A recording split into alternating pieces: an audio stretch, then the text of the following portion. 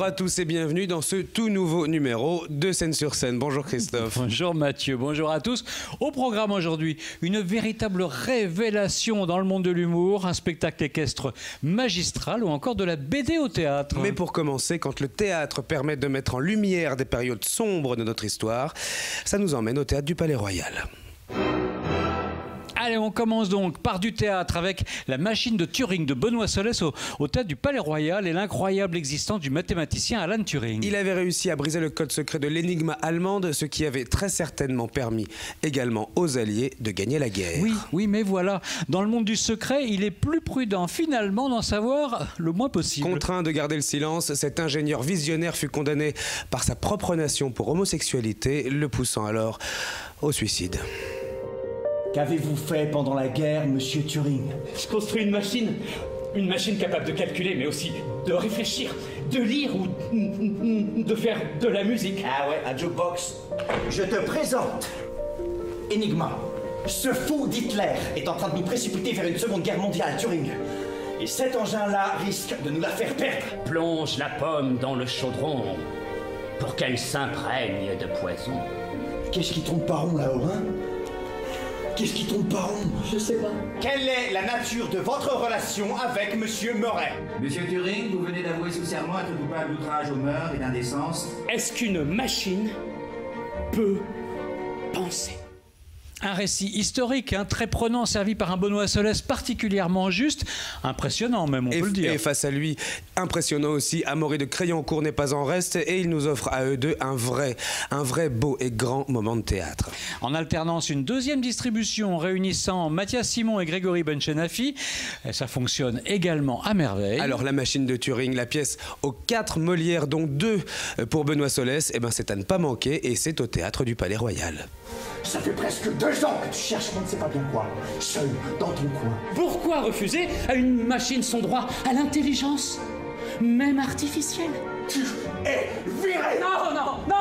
La plaisanterie est terminée! Non! Échec et mat. Ouf.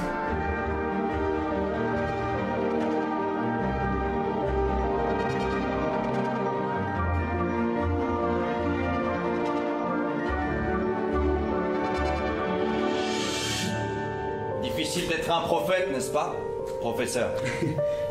Les idées nouvelles effraient la plupart des gens. Allons à présent faire un petit tour sous le chapiteau du maître écuyer le plus illustre de sa génération, direction donc le cirque d'Alexis Grus. L'homme aux 3 passions, sa famille, sa piste et ses chevaux. Il nous présente une toute nouvelle formule de son spectacle, les Folies Grus. La 45e création de la famille, un moment féerique où plus que jamais les symboles de l'amitié homme-cheval sont mis à l'honneur. Un spectacle équestre, on est donc bien ici, bien loin, heureusement d'ailleurs, du cirque avec des lions, avec des animaux et avec des clowns au nez rouge.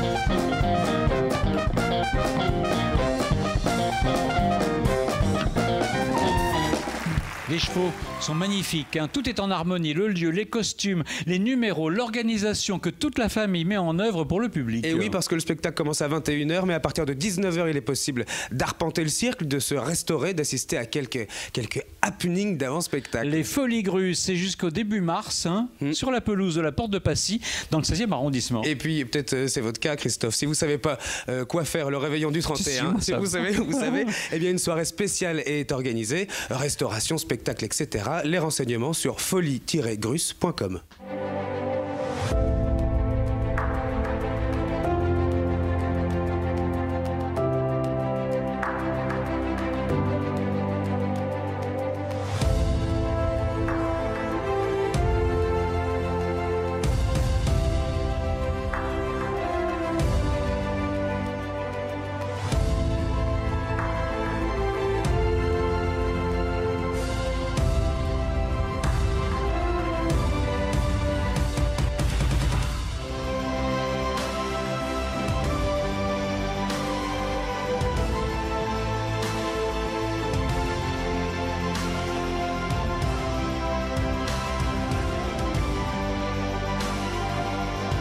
Et on continue avec une humoriste qu'on adore et qui ravage absolument tout sur son passage. C'est Alexandra Pizzagalli. Et attention, car sous ses airs de jeune fille de bonne famille, elle dévoile un style bien corrosif, sans filtre, nous laissant entrevoir toutes les facéties de sa folie. Avis aux amateurs d'humour noir, c'est toute une galerie de personnages qu'elle fait vivre sur scène pendant plus d'1 heure de show. Et oui, des personnages tantôt irrévérencieux, tantôt cruellement, tantôt abominablement attachants. Je trouve qu'on emploie certains termes un peu trop facilement, tu sais. Parano, hystérique, folle. Va te faire soigner, espèce de pauvre malade. Arrête de me suivre. Pas les dents, aïe. Corentin, laisse ce garçon tranquille. Corentin, lâche-le, tu vois bien qu'il est obèse. Si vous vous battez, tu n'as aucune chance. Et ne compte pas sur moi pour te défendre. Bonjour, madame, vous êtes la maman, tu continues, Corentin, tu veux qu'il te mange? Le gosse refuse de manger ses légumes et sous prétexte que tu fasses voler la cuillère en faisant un bruit de moteur et 2-3 virages, il se régale. Tu es au courant, Dimitri, que quoi que je fasse, le contenu de cette cuillère reste le même. Non? T'es aussi con que ton père quand je me déguise en infirmière, toi. Ah oui, c'est trash, hein. Alexandra Pizzagalli ose tout. Et elle nous prouve que quand c'est intelligent et bien écrit, alors oui, on peut vraiment tout dire. Et oui, on peut tout dire. Avec elle, surtout, un premier seul en scène très bien construit, on n'en perd pas une seule miette. Ajoutez à ça une interprétation juste époustouflante et ça donne une des plus belles révélations du monde de l'humour de ces dernières années. C'est Dans la tête, chapitre 1 d'Alexandra Pizzagalli, les 30 et 31 décembre à la Scala de Paris. 15 janvier. Et le 15 janvier, elle sera où? Au Théâtre des Mathurins. Au Théâtre des Mathurins. Pour une spéciale. Une spéciale avec Pierre Palmade. Salut Marcel. De quoi? Une pièce? Là, pourquoi je te donnerais une pièce? Je suis pas la petite souris, t'as pas perdu une dent?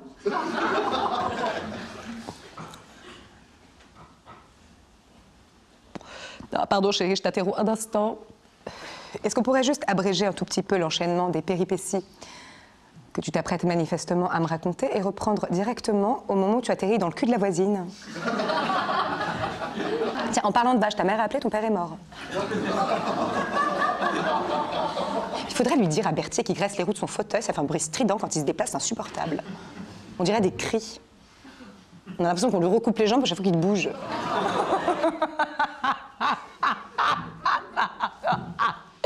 Froid. Il fait froid, non? T'as pas froid, toi? Elle sourit. S'il y a bien une œuvre qui fait parler d'elle en ce moment, tout support confondu, c'est bien Zai Zai Zai Zai. C'est tout d'abord une BD signée Fab Caro, sortie en 2015, qui a raflé tous les prix. Elle est devenue d'ailleurs une pièce de théâtre, puis un film ces derniers mois avec Jean-Paul Rouve et Julie Depardieu. Mais c'est aussi un petit bijou lorsque Nicolas et Bruno, les anciens trublions de Canal+, s'en emparent dans une lecture vivante à tomber par terre à la Comédie de Paris. En 2 mots, le pitch, un auteur de BD se rend compte qu'il n'a pas sa carte de fidélité lors d'un passage en caisse au supermarché. S'ensuit alors une traque sans merci. Oui, c'est vraiment le point de départ. Une traque donc sans merci et complètement absurde. C'est dans l'hypocagne? Ne cherchez pas à gagner du temps en disant des mots qui n'existent pas. On connaît le coup. Zai, zai, zai, zai. Zai, zai, zai, zai. Tu n'as pas ta carte du magasin, mais toi aussi, tu rêves à demain. C'est pas Ranu, c'est le type de la télé, l'ennemi public numéro 1. Quoi? Ok, Ranu, vous êtes viré. Non mais je suis pas Ranu, je suis Caro. Vous êtes licencié sur le champ, Caro, vous dématchez. Attrapez-le. Il va entacher la réputation commerciale de la Cogip. Entre road movie et faits divers, Fab Caro fait surgir autour de son personnage en fuite toutes les figures marquantes de la société, la famille, les médias, la police, le voisinage. Un moment complètement fou, lu et joué de façon drôlatique par Nicolas et Bruno.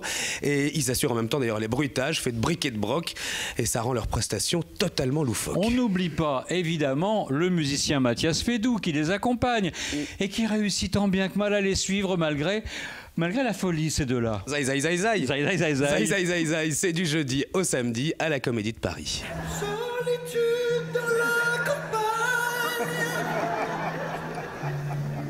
Comment en est-on arrivé là?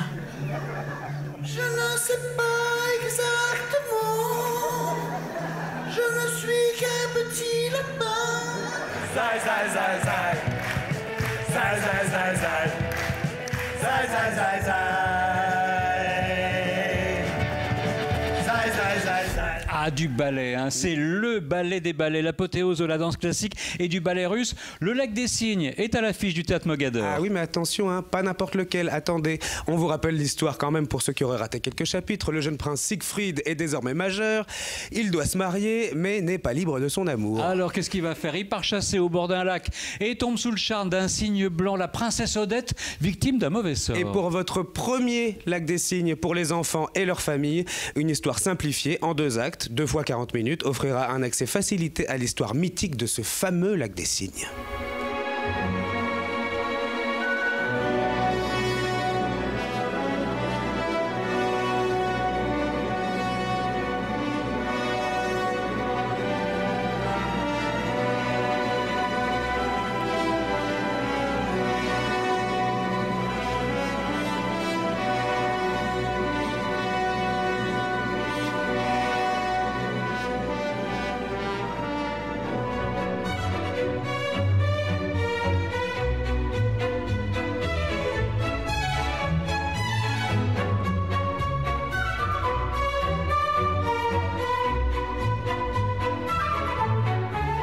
Alors la sublime partition de Tchaïkovski qui enchante les petits et les grands depuis déjà 1877 a établi sa réputation sur l'émotion, la technicité et l'enchantement. Pas de scène au bord du lac et même la célèbre danse des petits cygnes, eh bien tout est magique. La chorégraphie est fine, délicate, élaborée par Fabrice Bourgeois, interprétée par Karl Paquette, l'ancien danseur étoile de l'Opéra de Paris, mettant en scène une troupe de danseurs professionnels des plus grandes formations de ballet actuelles. Votre premier Lac des Cygnes, c'est un spectacle féerique pour toute la famille.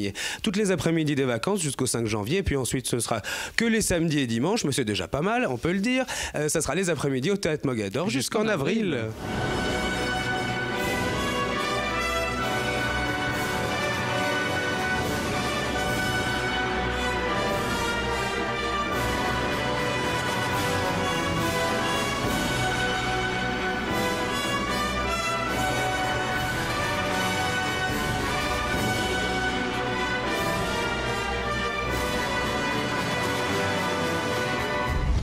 Et voilà, déjà, c'est ainsi que se termine ce numéro de Scène-sur-Scène. Merci à vous de l'avoir suivi, évidemment.